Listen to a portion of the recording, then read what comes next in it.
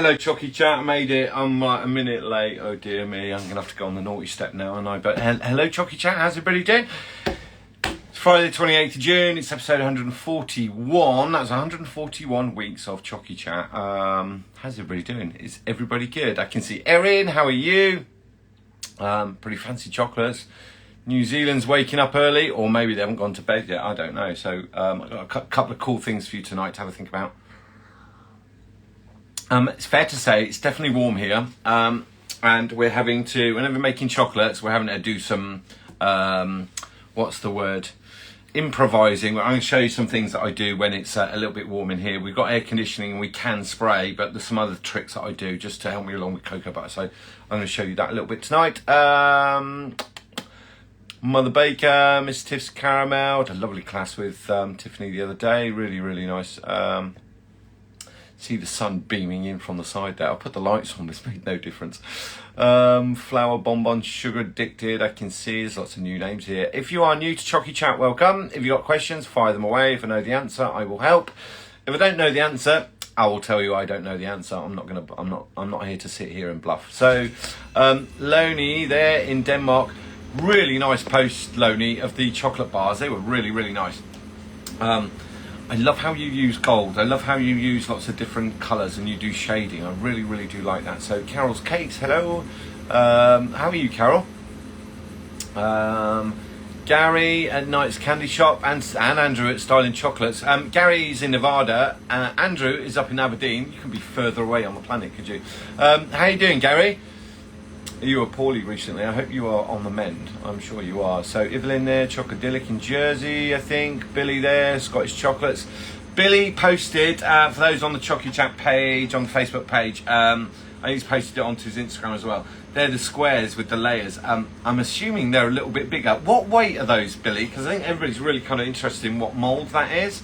I have this thing about moulds that are 11 grams. Like, it just is not big enough. I'm not like this one here is an 11 gram mold. You put that one next to this is a 13. No, that's a 14 gram mold. There's not much in it, but I tell you what, when they're in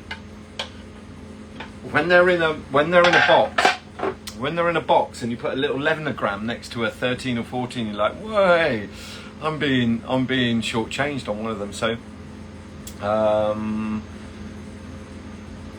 how is everyone? Gemma's Chocolates, hello.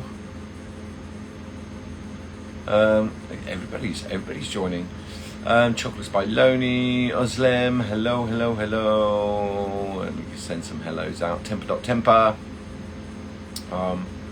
That's Kathy Parrott, temper. Linda's there. Linda's joined us from her travels. Looks like you had a really nice time. All right, Billy, they're 30 gram. That's a really good size, isn't it? That's 2 bites, right? It's nice having, as you know, everybody likes kind of about Easter. Specifically, Easter is, maybe Valentine's as well. You get a slightly bigger area to decorate, and the playful side, you can just be a bit more. You don't need to be quite as cautious when you're decorating when the mold's a little bit bigger. And I kind of have this thing about 11 gram molds. Not quite enough. By the time you shelled it, you're left with 9 grams of space, maybe. And if you start doing 3 layers, you're like, well, I got 2.5 grams per layer. It's not enough for a bite, is it? It's not enough to get. It's not enough to get a huge punch of flavour into it, right? Oh, Gary, you're in a commercial kitchen. Yeah, Billy, big boy chocolates, big girl chocolates, big boy chocolates, big people chocolates. They do look nice, Mo. They really do look nice. What can help me make chocolates when the humidity is 99.999%? You would need it. Well, when the humidity is really high. I think back to my time in Thailand. We had a separate kitchen that had 2 doorways to it, so that when you went in one, there was a fan, an extractor fan, and when you went through the other door, if anybody opened a window, if anybody opened a door, you were going to get screamed at. It's really a case of air conditioning when it's like that. Humidity, excuse me. a noisy fridge because it's a bit warm in here, and it's telling me it's 27 degrees because the sun's beaming in at the minute. I should spark some air conditioning on. When it's really, really humid, the effect is that the chocolate won't move. What I mean by that is, it's the thickness of the air of that humidity that stops the chocolate retracting, and then the high temperature is what will stop it drying. Okay, so we can drop the temperature of the chocolate. We can do that. We can put it in the fridge. But if it comes back to a room that's humid, that chocolate will expand again and then sink back into the molds, and then you end up with, like, for anybody that's ever had chocolate shells sink back into the mold, it's a little bit of a horror story when you turn them out, because when I see the odd print of cocoa butter and all of it's come out, you can tell it's cocoa butter tempering or chocolate temper or chocolate temperature or cocoa butter tempering. When it sinks back into the mold, it's like you just get this whole round cat come off, and it's pretty unsightly. There's not really much you can do to recover it. Maybe give them a spray of velvet afterwards. Air conditioning is the answer, really, when the humidity is that high. And I have worked in parts of the world where the humidity is off the chart. Thailand was ridiculous. You know, when it was warm, when it was kind of 30, 32 degrees, and then it rained, the humidity was absolutely horrendous. And trying to get bread to rise, trying to get chocolates to retract, trying to keep the shine on things, trying to make bars and snacks and stuff for bedrooms, and air conditioning is your answer, without a doubt. And then just kind of keeping things cool all the way up to the customer, and by the time they get them, that's up to them what they want to do with it. But you're doing cold room production, cold room storage, cold room transportation, and then it's up to the customer what they want to do to it. So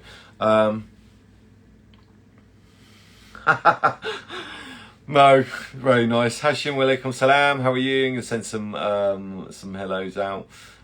He said yellow.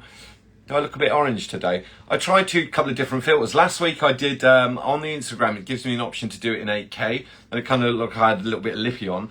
So I did the 4K this week, and now looking at the screen, I look orange. But you know what? There's nothing wrong with that. We all come in different shapes and sizes, don't we? Le Crèche Noir. Who else? Chocolates. Gosh, lots of people joined. Surfer Legs joined us there.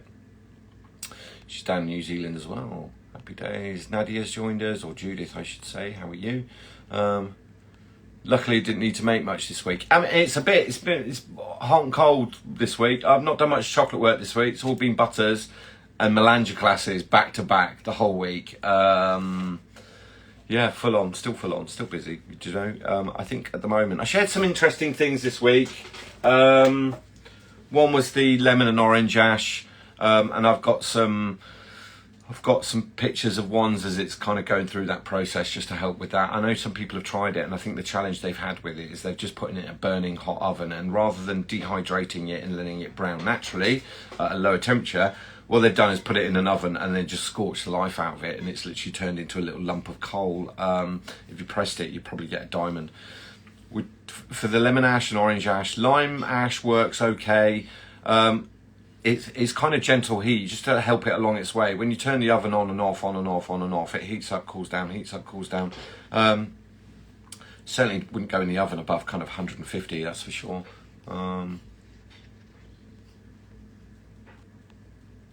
Mrs. So Sassy's joined us. Hello, Mrs. So Sassy.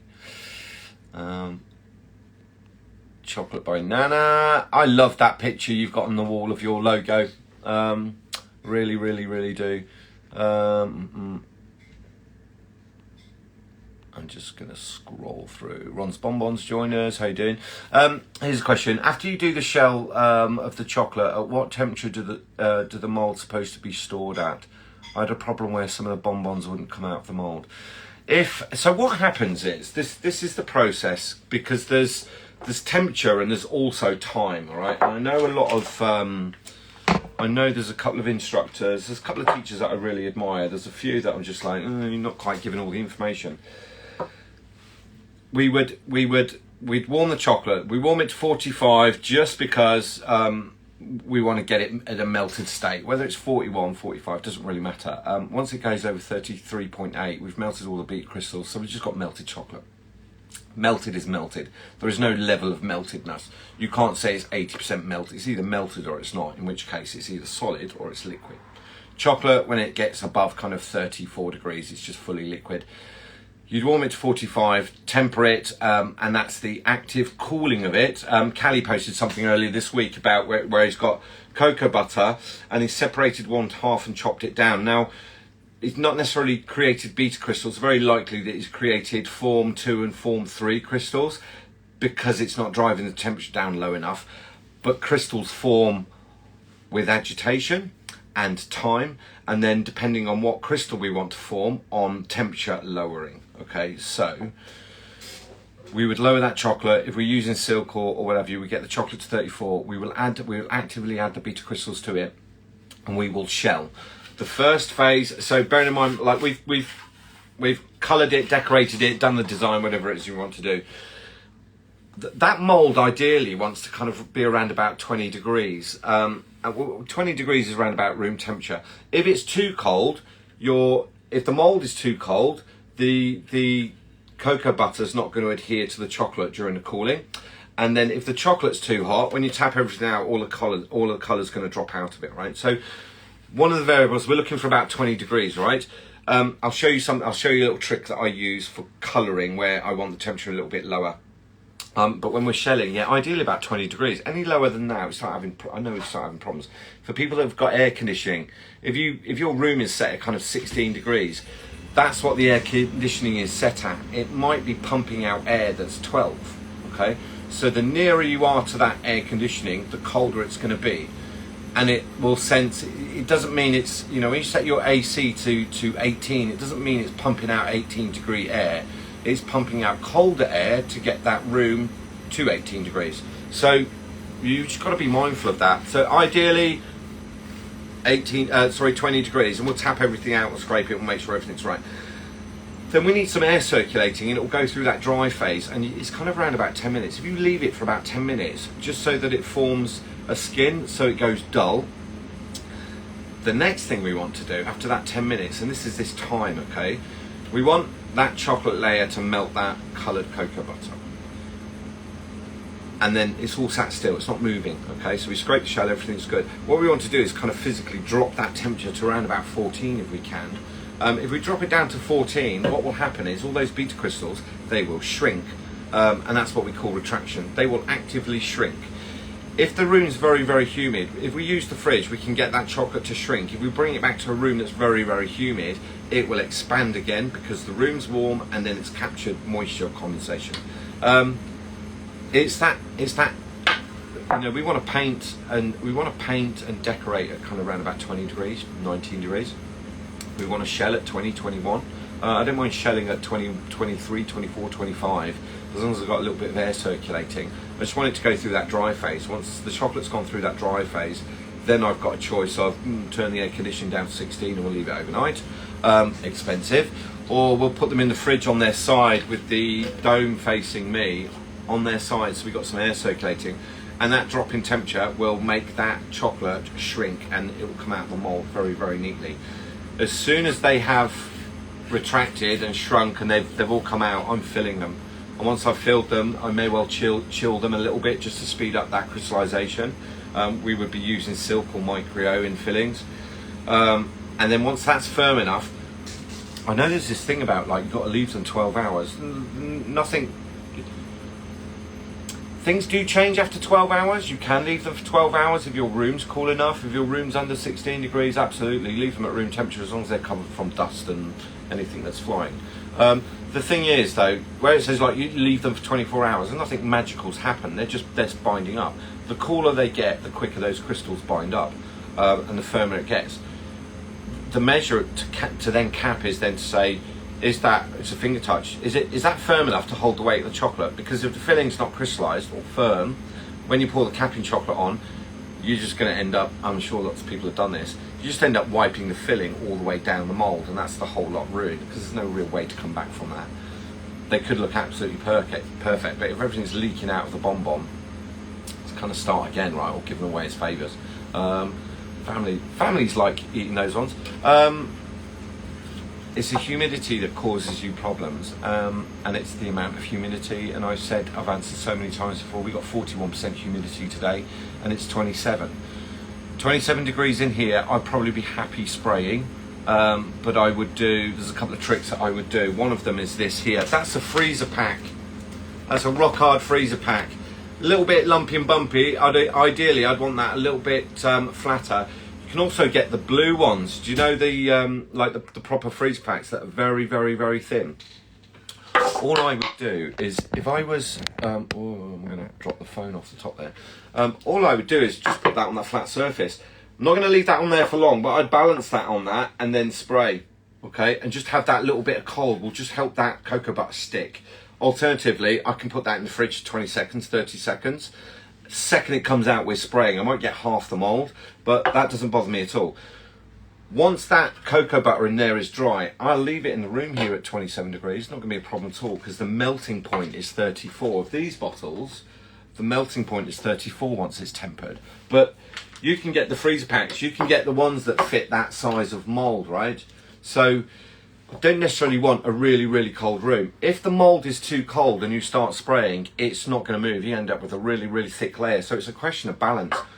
But a little bit of cold on the bottom of there will just help your cocoa butter stick. Even if you just chill that and hold it next to it and you finger swipe or you use sponges, it will just make the cocoa butter sit still and then it will eventually crystallise, right? So that's a little trick. Sometimes we do that on the hands-on class if it's a little bit warm in here. I had a class last summer where it was in August and it's like I had to pull every trick out of the book just so that we could paint. But actually once it's done, I'm quite happy with the room at 21, 22 to shell with, providing got a little bit of air circulating, right?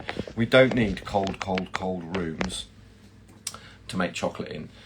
It's just too much shock. The crystals are going to start forming and binding too fast for us to kind of keep up with it, right? So Stuart there, the blind chocolatier. I hope that answered that. You know, if they won't come out of the chocolates don't come out of the mold, it's because they didn't shrink. And the reason they wouldn't shrink is two things: either humidity because they've sunk back in, or it's going to be the lack of beta crystals and the lack of agitation. Once you know, if you take your chocolate and you add silk to it or you add micro to it, we need to really, really mix it in. I'm not sure on this myth of over stirring. Over tempered is where we've just got too much beta crystals, which is what silk is. But a little blast of warm air, chocolate will go back to its very fluid state, right? And it's as fluid at 33 as it is at 40, chocolate.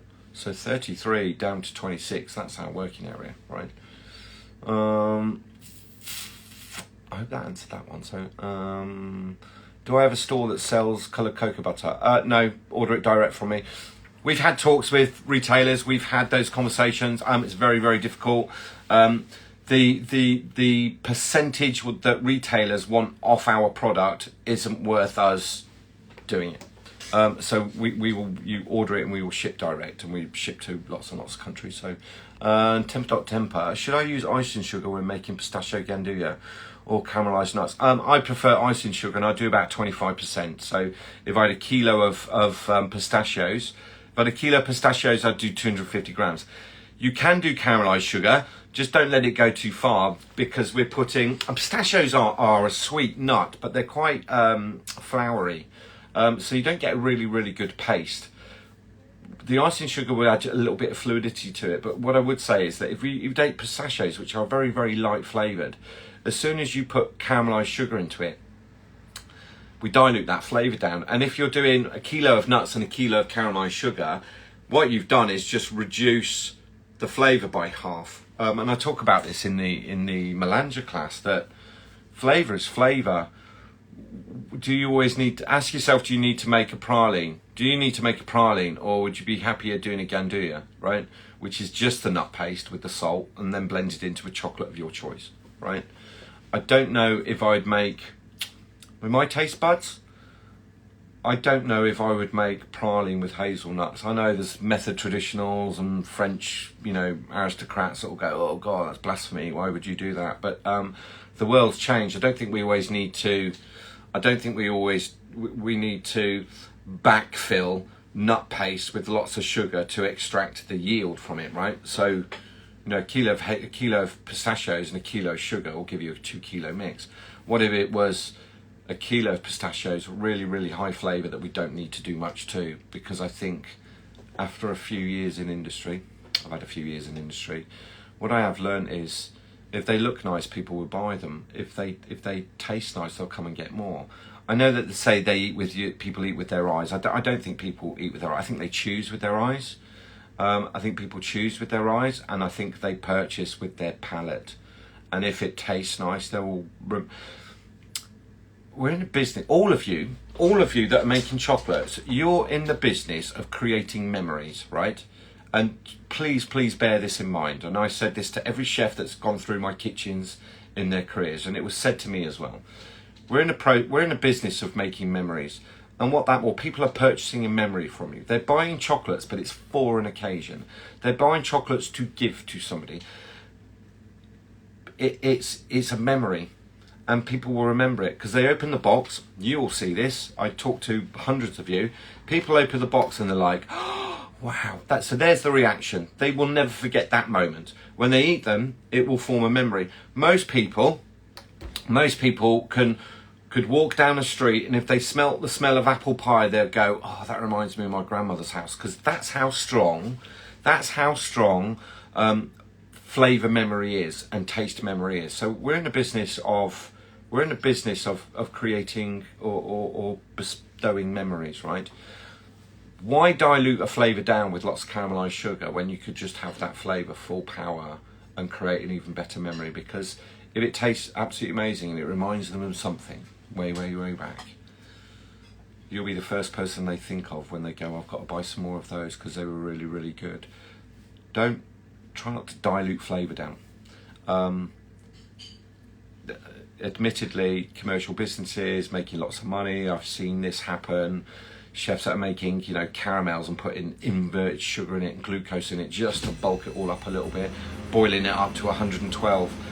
What if you just made an amazing caramel and added chocolate to it and got the texture that you wanted, so that it was really, really good?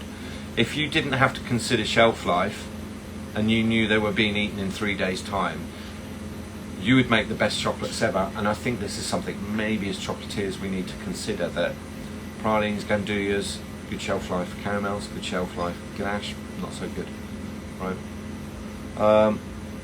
That lemon video was very useful. The lemon ash is ancient. Somebody's like, oh, we've been doing that for years. Yeah, it is. I've travelled the world. I've seen spices. If anybody's ever seen raw peppercorns, the bright red berries, massive big red berries, they just dry them out, toast them, and then you get black pepper, and they blend different plants and different species, right? So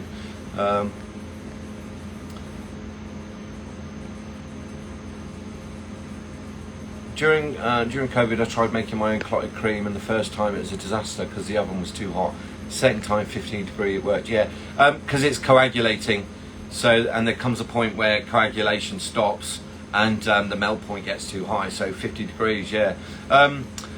Thing is with ovens, and I keep saying this about fridges, right? My fridge there says it's 6 degrees. That's the temperature of the dial. What's in the fridge is a different thing. So the motor is told, the dial has got the little, that just tells us what temperature the machine is set at. What the actual temperature is a very different thing. And it's like domestic ovens, they click on and off, right? And it's a bit like the melting tanks, right? You might set it at 40 degrees, but that doesn't mean that's what the bottom tank is. And if you take measurements at different areas, you'll find it's very different, because it'll click on and heat up to 45 and then turn off, and then it all cools down, and it might trigger to come back on at 38. So it gets down to 38, it turns back on again. And that would kind of give us an average temperature of 40, which is what the dial is set at. Same with fridges. It says 7 degrees now. If I open the door and a load of warm air goes in, that dial will go up to 8, 9, 10. The motor will kick on, it will drive it down to 4 or 5 degrees, okay, and it will stop, and it will just let that air circulate, and it'll take another reading, right? So, Erin's saying, could I just put the lemons in my dehydrator at 150? I'll be surprised if your dehydrator goes to 150, because that's very, very hot for a dehydrator. Mine only goes up to 110. Technically, yeah, you could. Maillard effect is where sugars caramelize, right? So it would dehydrate, and it wouldn't go really, really dark, but it will dehydrate. If you want to put them in the dehydrator, what I would suggest you do is cut them in half and put them in face down on some silicone or onto some parchment paper. But they're going to take 2 or 3 days, right? That's a lot of heat. 150 degrees is very, very hot for a dehydrator. If you've got a barbecue or bat of an oven, we put them in the oven at the bottom. If I'm cooking something for a long time, we'll take them out, but then I'm actually using the oven as it's cooling down, because the ovens hold their heat. So they'll just go on there. Maybe they'll take 5-6 days, don't know. I'm trying to dry them. The reason they go black is not the heat, or the reason they go dark and caramelise is the Maillard effect, where generally acids and sugars kind of invert and go brown. There's a little bit more science to it as well, because it also takes into account proteins. But there are some amino acids, which are the length strings of protein. There's some amino acids in citrus fruit. So it's all of that stuff in that great big chemical melting pot that's doing different things. So the heat is drying it, the sugars are caramelizing, the skin is dehydrating and browning with the Maillard effect. So what you don't want to do is put the lemons and oranges in a really, really extremely hot oven. I wouldn't have thought we'd do it at 150. I would have thought it's kind of around about 100, right? How do I make bonbons shine and maintain their shine? Lots of things. Come and do a class and I'll explain it. It's not one thing. It's many things in the right order. I think this is a challenge that chocolatiers at the beginning have. There's some information out there that's quite misleading. The steps that you need to take have a little bit of room for manoeuvre based on your working conditions. So if you're in a very hot climate, we have to do certain things. And if we're in a very cold climate, we've got less time to do anything because things are cooling too quickly.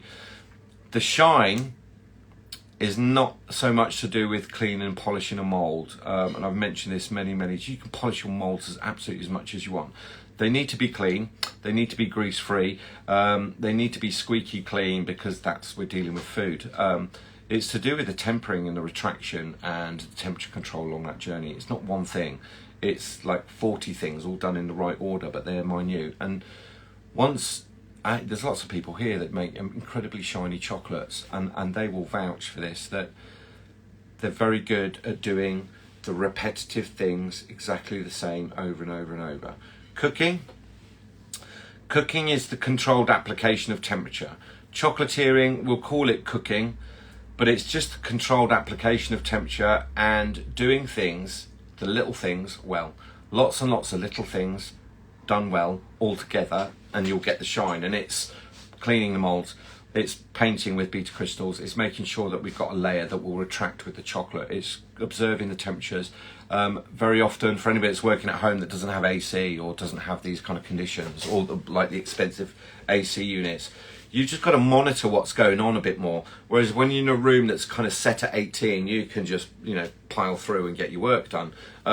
We're monitoring it. When I have the hands-on classes here, we very rarely put the AC on. What we will do is I'll show them how they can do this at home, and how we can speed things up, cool things down, using ice packs, using different bits and pieces, just to give us an advantage, right? But the shine is not one thing, it's many things. What's going on with micro? Why is it disappeared? Thinking may have to buy an easy temper. It's the lack of cocoa butter in the market.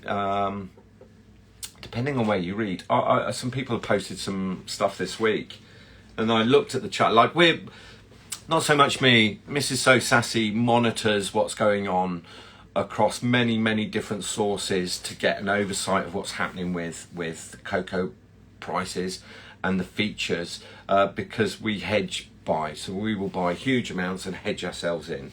So we got to, but certainly based on this stuff, what there is a lack of cocoa in the market, and because there's a lack of cocoa, there's a lack of cocoa butter in the market. And it just might be that Calibut just doesn't have enough of that product to make anything, or they don't want to commit the cocoa butter that they've got to that product, which is why there might be a shortage in it. So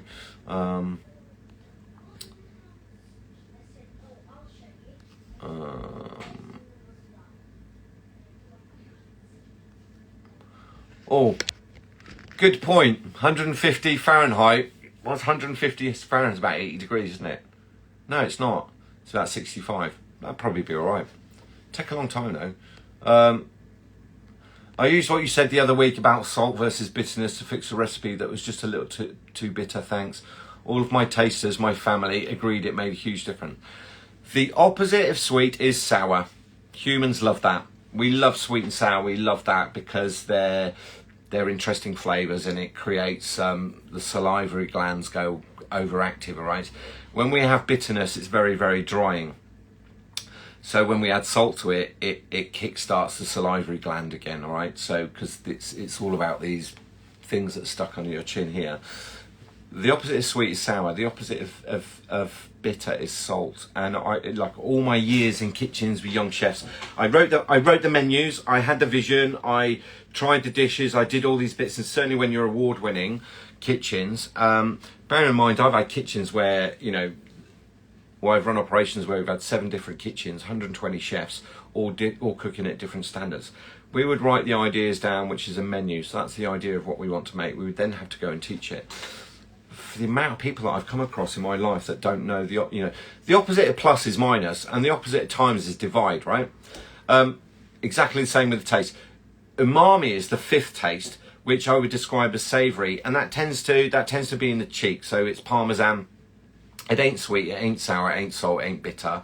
Umami is the protein flavour. It's Vegemite, it's Parmesan, it's tomatoes at a low acidity. That it's got those things in. Like, how would you describe, you know, chicken or a meat? You'd never say it was sweet, sour, salt, bitter. It's umami. It's something you taste it in the cheeks. We have ridges on the roof of our mouth. Men generally have a few more ridges than women, but they're the sensors for umami. Because if you get some Marmite or Vegemite and you taste it, it goes right behind your teeth. It's like quite a shock. People learn to like that, but that comes later in life.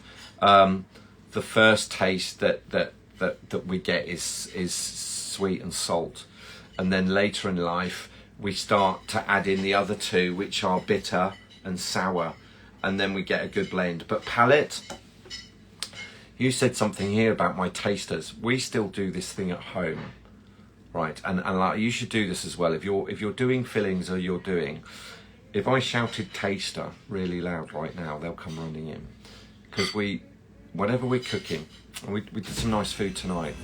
But if I'm making something, I will shout taster, and my girls run at the speed of 1,000 gazelles with a spoon. And sometimes they do more than taste. I'll say that because, like, no, that's not taste, that's a meal.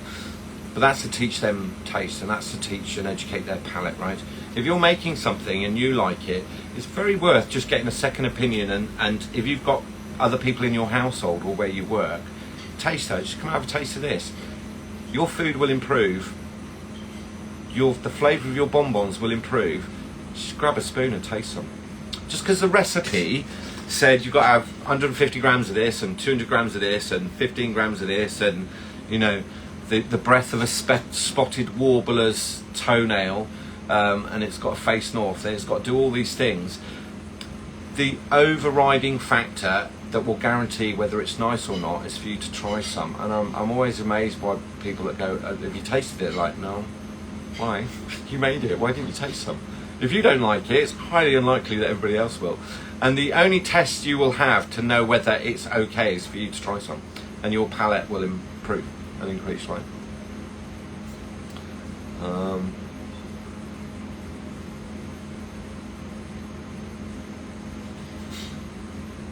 Yeah, that's me. I mixed that up. That's like 150 degrees centigrade. It's like, God, if your dehydrator goes that hot, what are you using behind it to stop the wall melting? Dad, do you need a taster? No, I don't need tasters. You heard that from there already. No, there's nothing to taste. Are you sure? No, definitely. Are you sure? Yeah, I don't need tasters. Are Oh, you Flavour. sure? There's no tasting. There's nothing to be tasted. Are you sure? Oh, I'm very sure. I'm sure. Can I'm you go sure put that that- ice pack in the freezer for me? What about those? There's nothing to taste here. Oh, You just had dinner. I don't No, you're not care. having all I want that. some dessert. Right, you go. I want some dessert. No, there's cake. Sophia Dad, I'm not Sophia gonna have made cake. Sophia made I'm lemon gonna have your Sophia chocolates. made lemon drizzle cake, and it's rather nice. And the Yeah, last really. the bit's mine. Right, you go. Yeah, look. Chocolate in the fridge. I'm There gonna isn't. take some. There isn't. They're Mama's. That's Mama's chocolates. Bye, guys. Nice you came in to see if I was okay. Or no, just came in to see if there was something to eat. I use blue piping bags filled with water for keeping buttercream cool in this hot weather. Isn't it a rule in the house, right, that the last quarter of the cake belongs to Dad? No, it belongs to the people who made it and also and the kids. It belongs to the kids and the baker. No, there are rules. There are rules that the last. Stop opening the fridge, please. Yeah, What's going on? the baker gets No, the maker doesn't get the last bit. The last bits. Please don't eat that cake. Yeah. We'll eat it. It's my midnight snack. I'm That's a good idea, Mo. Use a blue piping bag filled with water for keeping buttercream cool in the winter. Ziploc bags, we've done it with Ziploc bags. We'll fill Ziploc bags, freeze them flat, and we'll just use that underneath. Certainly some of the smaller bowls. IKEA do some really big 5-litre Ziploc bags, but the Ziploc bit's really, really good on it. We'll just fill that with kind of a couple of ounces of water and then just lay it flat. So I've got a really thin membrane, and we'll put that on. It just allows me to spray or do a decoration. If I'm spraying ripples, that's really good because it will cool that mold. If you do the mold too cold, that cocoa butter won't spread. But if it's warm, it just sinks back in. It just gives you a little bit of an advantage, right? Especially in warm weather.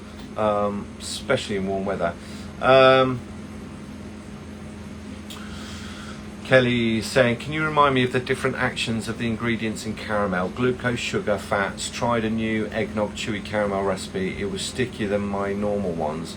I want to play with the recipe. Fats. So when we melt the sugar and we add the cream, we're creating an emulsion. Okay. So, and it's very, very strong, a very, very good emulsion. We've got sugar molecules. So we've got a fat molecule covered generally by 4 or 5. It's normally 5 fat molecules, right? So it's very, very stable. If you want that to be very, very firm, we have an option. We can cook that much, much higher, so 114, 118, or we can add more fats to it and not have to cook it quite so high. So fats will add solidity to it. Glucose will add elastin. So glucose will add, so it's good bulking sugar, it's low sweet. Glucose does have a place in caramels when you want to do firm caramels because it'll add some elastin. So when you break them in half, they won't tear, they will stretch, right? But you need enough fat in there to carry that because glucose is a liquid, or you would use it as a liquid. So and it doesn't solidify. It adds some elastic to it. So we've got sugar that we've caramelized and broken down from a complex carbohydrate down to a simple, from a simple one up to a complex carbohydrate. We would then add the fats, which in the form of cream, but that has water in it. So we'll take it to a high temperature to get rid of the water to reduce the fat level. We would then add a little bit more fat to it to solidify it. For that one, Kelly, I consider a bit more fat to it. I'd add chocolate to it, or add a cocoa butter to it, or add normal butter to it. If you're going to add butter, normal dairy butter to it, I would use a clarified one. So I'd try and get if you melt the butter and leave it so it separates, you want to take the salt scum that's off the top of it, take that center layer, and you'll have milk solids at the bottom. You don't want to add the milk solids to it because the milk solids will make the caramel more liquidy, right? So we call it anhydrous butter, but it's just butter that's had the water content removed from it. So and the water content is the milk solids plus the water, right, Mick? So Mad Crumb's finally able to catch the live. Hope everybody is good. Nice to see you again. So Chocolate Spicy, hello. How long in advance can I make caramels? Caramels are good for 120 days. If you are following good recipe, clean, working, you're cooking it up to 104 or 106, and it's got good fat content to it. Caramels are good for 120 days. They don't need freezing. You can put them in the fridge. They're hygroscopic in that they will absorb water. So if you do put caramels in the fridge, you just need to be ziplocked and bagged. But mine go into bag packs, or we will do. There's one here from class. Where are you? There's one there from class the other day that we did in a Ziploc bag, right? So we will just get them all ready. The reason we do that is That mould takes 290 grams of caramel. All I need to do is measure 290 grams of caramel and we're ready to go. I don't want a whole piping bag left over. We might do 300 grams, 320 grams, 330 grams in case I accidentally eat some. It does happen. I don't mean to, but sometimes I have to kind of taste stuff and it's a bit more of a taste than I plan to. So the mould takes 290 grams. We'll do 320 accidents, that kind of thing, right? So yeah, 120 days I think is fair for a caramel. So question, I want to make date puree with pitted dates and mix it with milk caramel for a sticky toffee. Any tips? Just blitz and thermo. Stuart, do you know, if you get medjool dates and you take the little seed tip off it, they'll puree down. If you've got the very, very dried ones, you might need to soak them a little bit to get, but yeah, I'd put them in a thermo or chop them down. But the like, if you get the medjool dates, the big fat ones with the little tip on it, and there's lots available right now, you know, a kilo of those, you probably end up with close to a kilo afterwards, right? So yeah, I just get them in a thermo and blend them down. In terms of helping that along with a little bit of a liquid, I'd use a stock syrup. So like I said with the thyme syrup, if you did 3 parts sugar to 1 part water, it will make you what we call a 75% syrup.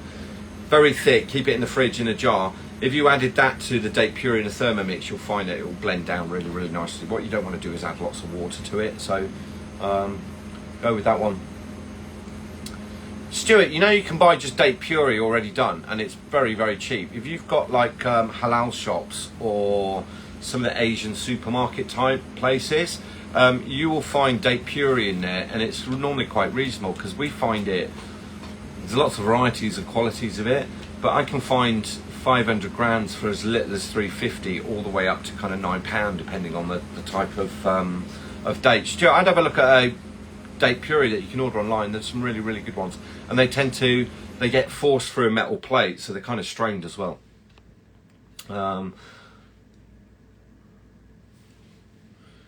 Yeah, Mo, that's quite common. Most ovens run warmer. You need to, you know, as I was saying, in the baking world, you need to get to know your oven.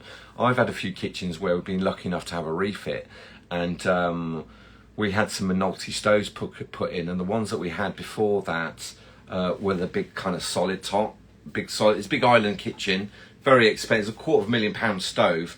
The ovens underused, we were all used to it. When we had these new ovens put in, it's like we were burning everything everywhere. They ran so hot. They were running 20, 30 degrees, you know, hotter than the temperature gauge. But the result is, you know, when you're cooking a piece of sea bass and it goes in the oven for 1 minute, 30 seconds, we were overcooking everything, and people just going like, what's happened in the kitchen? Yeah.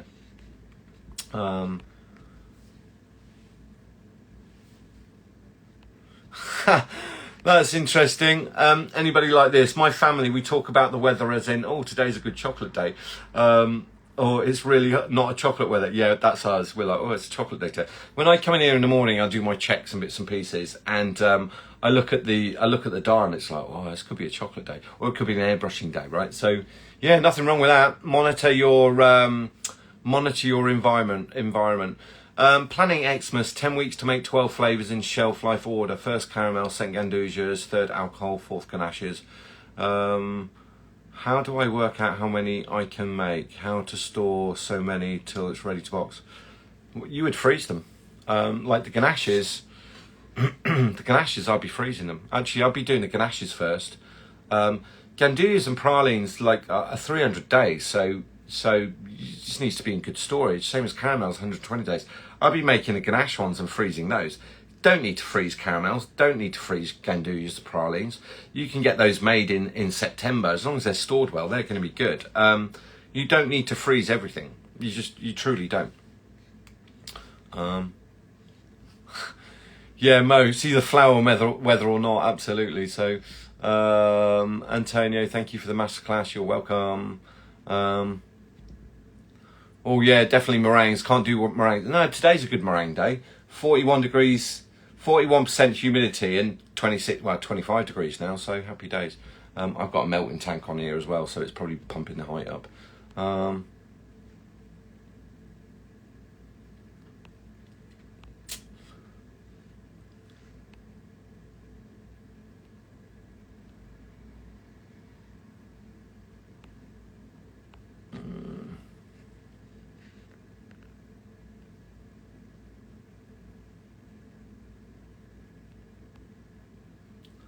I'm just reading through. I've got so many messages here.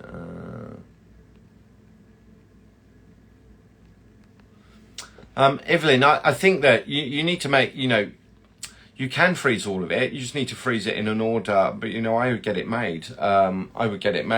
Ganache would be the thing I would make first and get them frozen, because at least the timer stops, right? And then you can take them out. Pralines and caramels, gandouillas, I mean, they will last depending on how you store them. You can put them in the fridge to store them, vac pack them, not vac pack them. I store mine in the fridge if I need to. You need to make a what? It's 10 weeks out. I get the ganache. I'd get the ganache ones certainly done by the end of August, start of September. If you need to be making that much, they're the ones that are going to be the most difficult, because caramels are quite straightforward. Gandouillas and pralines, if you've got the nut paste done, there's lots of people now doing the Belanger class. They're getting all their nut paste done for the rest of the year. Why wouldn't you, right? It's going to last. You put it in the fridge. They're all in the fridge, and they're good to go. I will make something else from them, right? But all the nut paste and the praline paste, yeah, they're all ready to go. So, right,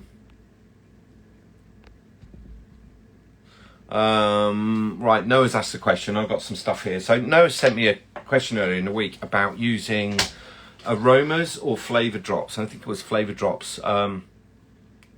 Does it shorten the shelf life of a bonbon? The answer is no. You might need to take it into account. But the thing with these, I've got a little selection here. These are all oil-based ones, right? So I've got a rhubarb one, I've got a cherry one, and a peppermint. They're all oil-based. The aromas are two forms. You either get a water-based or an oil-based. I would always elect for an oil-based one because the flavour generally is a little bit better. We get water-soluble flavourings, but they tend to be used in the patisserie industry for the ice creams and sorbets, because you can't put an oil into it. Whereas if we're using anything with cream or anything with an emulsion, we would just put an oil in there, in which case we're only doing a few drops. I think this one is 7 drops in a litre, right? Hardly noticeable. When you drop it into water, you can see it floating on the surface because they're oils. But if you did... if you had a kilo of caramel and you did 7 drops, it's going to emulsify back in, it's going to mix back in, distribute into smaller droplets, and it's not going to affect shelf life at all in any way, shape or form. I'd always elect to go with a flavour drop oil rather than a water soluble one, all right? And it won't change your shelf life at all. Gorgeous tasters, not when they make a mess, they're not. So no, there was no lemon curd to go in the middle. That's phase 2, all right? So today we did caramels, we did lemon caramels, and we looked at sugar. We did a little science thing today, where we made the sugar. So we made the cake, and then we put a sugar syrup with made from lemon and sugar and the zest. So that soaked into the cake, and then we did the lemon icing. So the water icing with lemon juice and lemon zest. The next phase is because we've got the third mix, is she's going to make a lemon curd and sandwich that in the middle. Little steps, right? Little steps. I want them to learn to make one thing, and then I'll show them how that can then go on and make many other things, and how we can apply those rules to the other things that we make. That makes sense? If anybody that's done my classes, you'll know exactly what I'm talking about. It's not, I don't want to teach you the recipe, I want to teach you the formula. If I teach you the formula, you can then go off and make what you want to make. If I just give you a recipe, it's kind of like, copy me. I don't want you to copy me, I want you to be you. I want you to do all the things that you're capable of doing. And it's either a formula or it's a technique. If I show you all the techniques and we showed you all the formulas, you'll be able to open any cupboard and go, I know what to make. You'll be able to pick up any mould or any chocolate and say, I know what to make.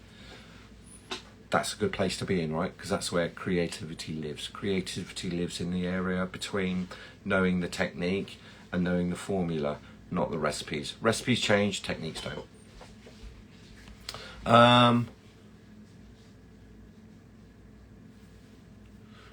I practiced the Oh, Emily, I saw that. It's really, really good. The mould that you use, though, Emily, it's the teardrop. Is the teardrop? So the ring that you've got doesn't quite go to the ends, but I saw that. It's really, really good. I know they're going to hold the cake hostage for chocolates. I'm a veteran. I can hold out more than they can ever imagine. I'm an absolute expert in patience, right?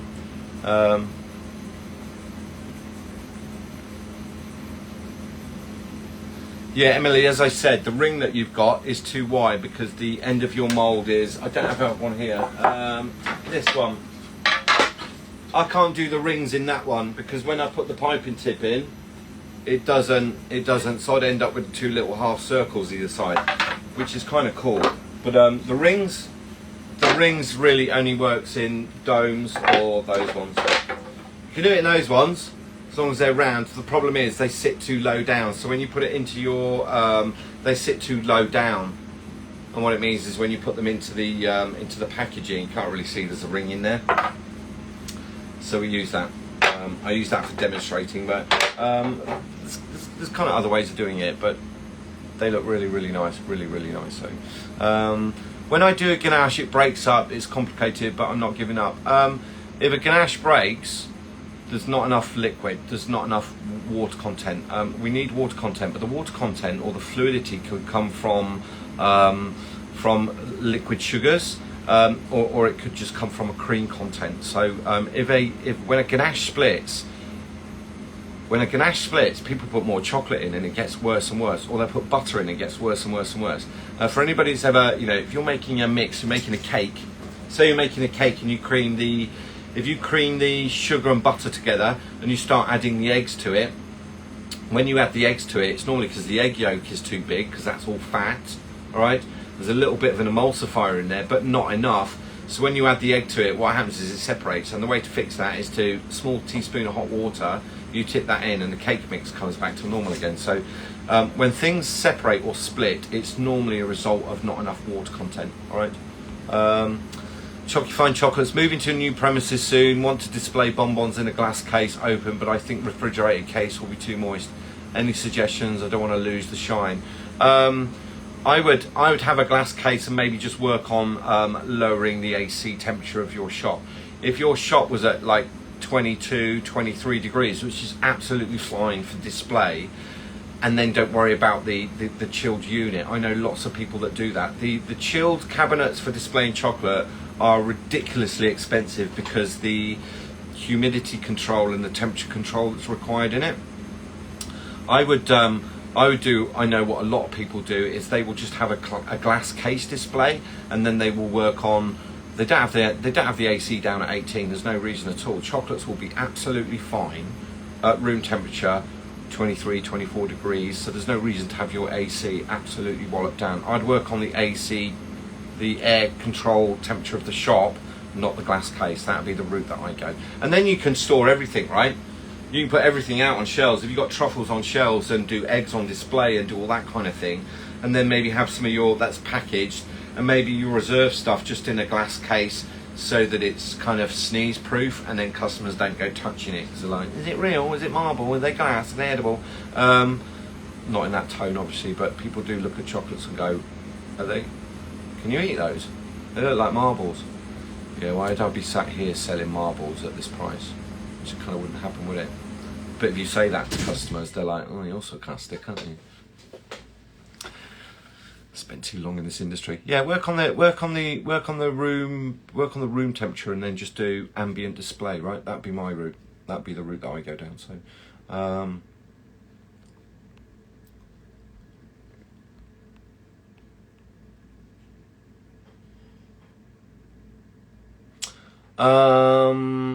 Right, Emily, to answer that one, so if you put the whiskey into the chocolate has bound onto the cocoa mass. You've got a couple of options. Choose a chocolate that's got less cocoa mass. The cocoa mass, when it has water added to it, will thicken it a little bit like tahini does. If you just got pure cocoa mass and you try blending water into it, it won't, which is why we have a buffer with sugar and some other fats in there to balance it out a little bit. Yeah, but if you've got a ganache and it's too high in cocoa mass, when you add water to it and blend it, you will build an even thicker emulsion. And it's a bit like, if anybody's ever made mayonnaise, when you get a really strong emulsion, you keep adding oil. If that emulsion is really strong, you just keep adding oil. It gets thicker and thicker and thicker and thicker and thicker. When you do a tiny drop of lemon juice into it, it literally drops back to being a good kind of mayonnaise, right?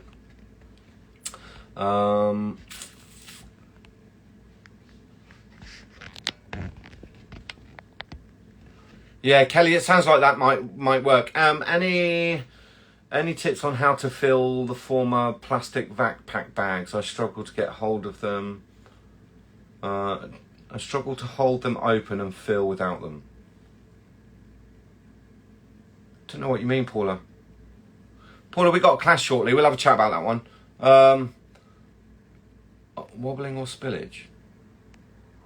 Do you mean like vacuum chamber?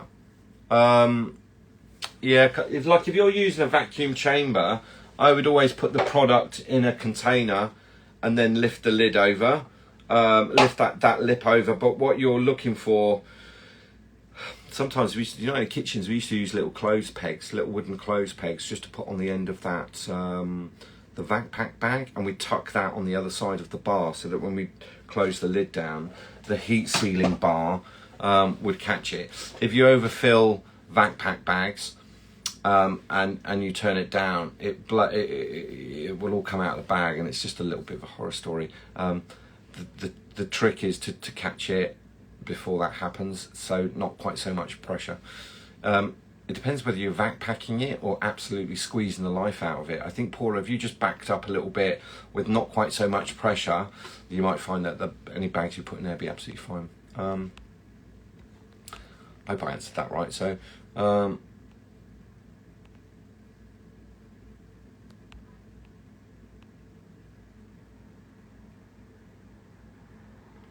oh, do you mean the vac pack bags?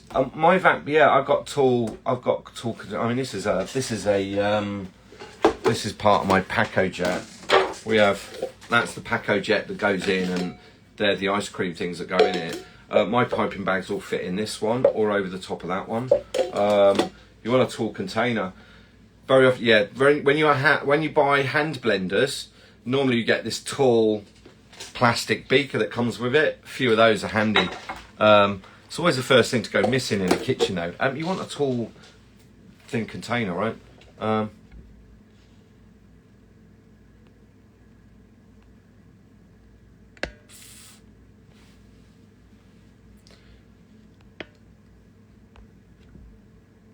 Oh, Chockies by Sarah. Currently capping off salted caramel Chockies. Happy days. Where's mine? I've not tried your chocolate yet, Sarah. So.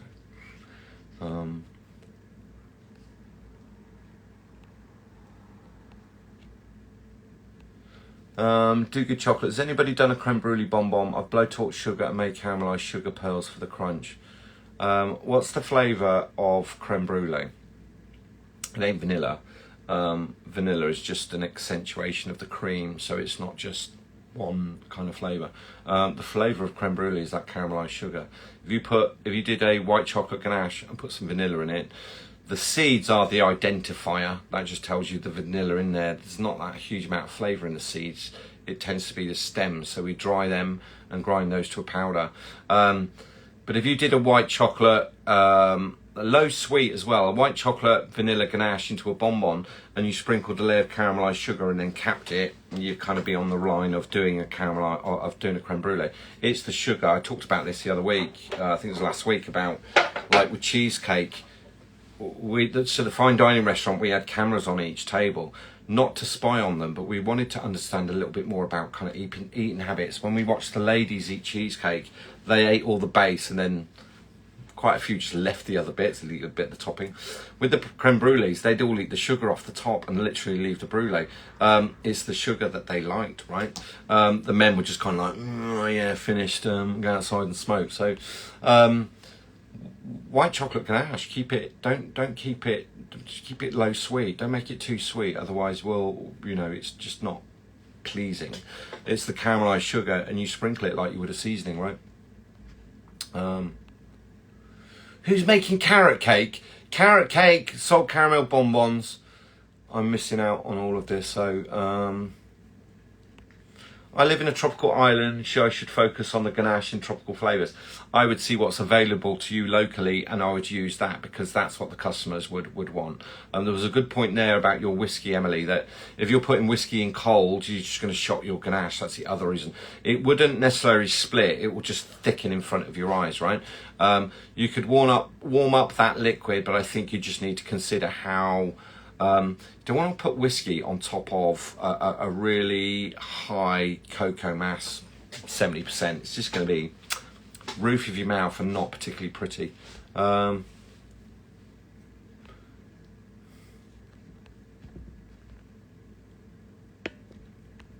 Expert in patience, but in their eyes, they hope Daddy is a... I am an absolute softie. They got me wrapped round their finger. You've no idea at all. Although they do love cooking with me, and Salma did dinner with me tonight, and we did like 5, 6 different dishes tonight using bok choy and different bits of spinach, and we did lots of different things just to show her some different stuff tonight, right? If we don't, like with cooking, for anybody that's got children, if we don't teach them, who will? Because they ain't learning it at school. Schools don't do cooking anymore. They do food science. So they start going down, this is how you don't gain weight. This is how you don't use sugar. This is what glycemic, and that's not cooking. That's food science, and it's quite dull. It should be, this is how you make butter pastry. This is how you make an amazing cake to celebrate. This is how you make a basic sauce. This is how you, right? But they don't. They do food tech, and it's just gone all tricksy and clever. So they don't do any cooking at all, right? And when they do, it's like you've got to bring in a cup of oats and some oil from the spotted warbler bird and just all these crazy ingredients. And I look at it as a chef of many, many years and go, I have no idea what they're making. And they come back with something that's like, don't know. No idea at all. That's me going anti-education, right? I think they teach the science of it. I think what children maybe need at school is a bunch of ingredients. You're going to make buffet for the kids. You're not having lunch today, you're going to make it, right? So if it's bad, that's on you. And here's the rules to follow, right? And they would learn to make things rather than buy things, okay?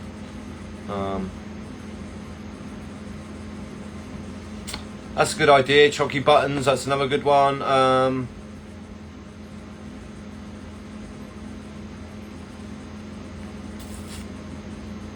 Hello, Brazil.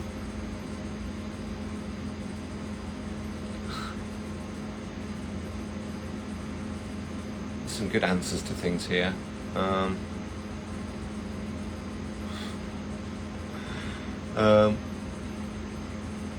I was thinking of warming the top of the bonbon, then dipping the bonbon in caramelised sugar. Right, here's the thing. And I haven't got round to doing this post yet because all the stuff is on the phone and I've videoed it. We've got here, this one is called Fouilletine. I like Chocky Chat because every week I have no idea where this is going to go, right? And I get asked questions. As I said, if I don't know the answer, I'll go and find out, and I'll come back to somebody, or I'll say, like, text me, and I'll see if I can find out what's going on. It's Ribena. I'm a Ribena. I drink coffee, Earl Grey, or Ribena. That's my...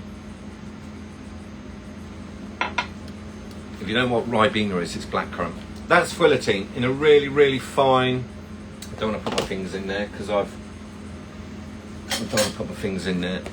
That's really, really fine powder, okay? Really, really fine. Very, very, very fine, okay? So we take that to almost like a biscuit crumb. So, you don't have to put texture in the bonbon. You can put texture on the outside of the bonbon. With the caramelised sugar, which I can't get down because I can't reach it because it's in one of the tubs. Painted my shell, shelled my shell, done my filling. When I come to cap, I've got an option. I can put a little bit of texture underneath the cap, right? Because that's going to be a bit that they get quite early on, right? The other thing I can do is I can pour on the chocolate, I can scrape, right? And really, really quickly, I can give it a big sprinkle of all of that, right? And leave it. Before I do anything, and leave it so it all adheres to that chocolate, okay? And then what I can do is just brush that off. Now, you can do the same thing with other textures, right? So we could put, if we wanted to, we could put spices. So we could flavour the cap, right? So we would scrape it. We'd scrape it clean. If we wanted to do then caramelise, and don't hold it up in the air. Do it on a flat surface, otherwise the caps are going to head south because you're holding it like an earthquake. We could do caramelized sugar. We could do a sprinkle of salt. We could do spices if we wanted to. We could do the frillatine or biscuit crumbs, because they're just going to adhere into that melted chocolate, right? So we've got some texture on the other side. There is a post that I'm going to do about getting that crispy bit on the outside of the shell as well. But nothing wrong with adding the texture. See, the argument is like, why would you put it underneath? The customer won't see it. It's like, well, it's when it's inside the bonbon, they can't see it anyway, can they? They just hear the description. I think putting some texture on the outside of the bonbons, very, very clever, because they don't expect it, and it's the surprise. If I went back to my days in the restaurants, we used to do a crayfish, spring onion and lemon risotto, all right, but with smoked salmon in it. But what we used to put on the plate was this really thick ring, double layer of smoked salmon, and then we put all this risotto over the top of it, and bubbles and foam and all this kind of stuff that you have to do. But the bit that customers really, really liked is the warmth of that. They weren't expecting the layer on the bottom, and it was just it's like a surprise, right? It creates another memory, and they're like, oh my God, there's salmon underneath it as well. It's, oh my God, there's texture underneath the bonbon as well. And you've got to play with food and think about, think logically, and think carefully about eatability. Like, how do people eat it? What is my expectation of them finding?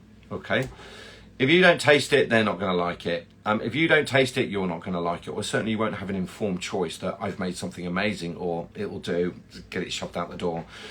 You can get texture underneath it, and there's nothing wrong with that. When you cap, there's melted chocolate. You've got an opportunity to sprinkle something on there. When the caps are dry, all you're going to do is get a brush, just a large size paintbrush, right, and keep it separate, and very carefully scrape off the excess back into the tub, tap out your chocolates, all right, and you'll have some crumbs everywhere, but you can just lift those to the side, right, and then start filling your box. It's a nice way to put texture on the underneath, right? Nothing wrong with that at all. I just looked at the time. Oh God, I'm so behind.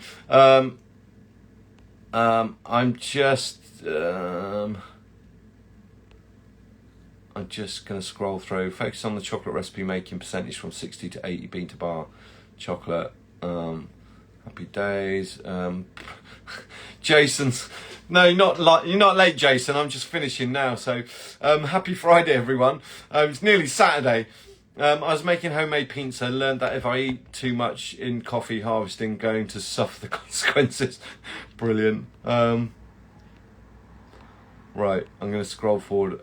Any questions that I've missed? Any questions? But it's like you guys are just having a lovely chat and listening to me in the background. So I love the idea of flavour in a cap. Don't miss an opportunity, right?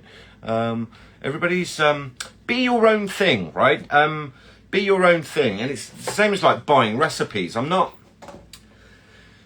Find out the formula and then go and make what you want to make and make it yours, right? This is why the Melange class is so nice, because I give people the formula, and as midway through the class they get nearer and nearer and nearer to the screen, and I can see the gears going where they're like, oh, I can think of a million things. And most of them finish the Melange class and they're like, right, I'm off to the shops, I need to go and buy stuff. The texture can be on the inside, it can be on the outside. It's got to be tasty, it's got to be memorable, and think about what I said earlier on in this Chocy chat tonight, that we're in the business of partially creating memories. We make chocolate. Our chocolates very often are gifts. Very often, sometimes people buy them for themselves. Very often people buy our product as gifts, or it's a pleasant surprise, and it needs to be memorable and it needs to be punchy, and it's pointless doing 3 layers if the customer doesn't get it, right? You might as well just have the confidence to do a dark chocolate shell, lovely and shiny with a nice snap, filled with dark chocolate ganache, right? You will win the game. You put a little bit of texture on there, you can put some crumbs underneath it, we can toast those down with some cocoa butter and make them brown, right? There's so many options, but you've got to do your own thing and have the ideas of the formula and the technique, because I don't think the recipe always matters. I think it's the philosophy behind it, right? And you need to all start considering that. But this is what Chocy chats through. You know, I have a think every Friday. What am I going to talk about tonight? I had a couple of questions that I wanted to answer. Ultimately, it's about you using this time now to think about what it is that, what does your business and what does your product look like when we start getting towards the end of September, October, and we start going again, right? Because that's your opportunity, right? Right, I'm going to get going. I don't know, I'm going to scroll. I'm so behind on these. Everybody's going, everybody's leaving me. I'm glad, Jason's like, I'm glad I got to say hi. Right, last question here. If I added cocoa butter to a virgin cocoa chocolate without cocoa butter, it becomes chocolate. It depends on the legislation where you live. If you have cocoa mass and sugar, we're not allowed to call that chocolate here. We have to call that compound chocolate. At the point that I add cocoa butter into it, it becomes chocolate. So it depends where you live on that legislation. Certainly in the Middle East, lots of compound chocolate, very good. Lots of hazelnut, a lot of ganduja, a lot of praline, set as blocks. But if they brought it here, it wouldn't be allowed to be called chocolate because the cocoa mass and the cocoa butter content. But laws change country to country. And we have lovely politicians telling us what we can and can't call our food, which is ridiculous. So anyway, I'm going to get away. Everybody have a lovely weekend. Lovely Chocky chat. Butters are available. Classes are available. We're all good. Have a lovely week. Be nice to people, especially people close to you. Have a real think about your collection of bonbons. What would I do and how would I do it differently? Not based on a recipe, but based on a technique, right? Bye, Chocky Chat. Bye. Did you save me some cake? Hang on. You can't hear. Let me say hello. But like, apparently, I have to say goodbye and then I have to wait a minute before I turn it off because it cuts off too soon, right? Happy days. Happy days. Bye, Chocky Chat. Come next Friday and please buy my dad's chocolate. I don't have any chocolates to sell. It's busy doing cocoa butters. Cocoa butters and lots of us. Bye. I'm fragile. You're not fragile at all. You're more robust than a pot scourer. Bye. Fragile. Don't drop me.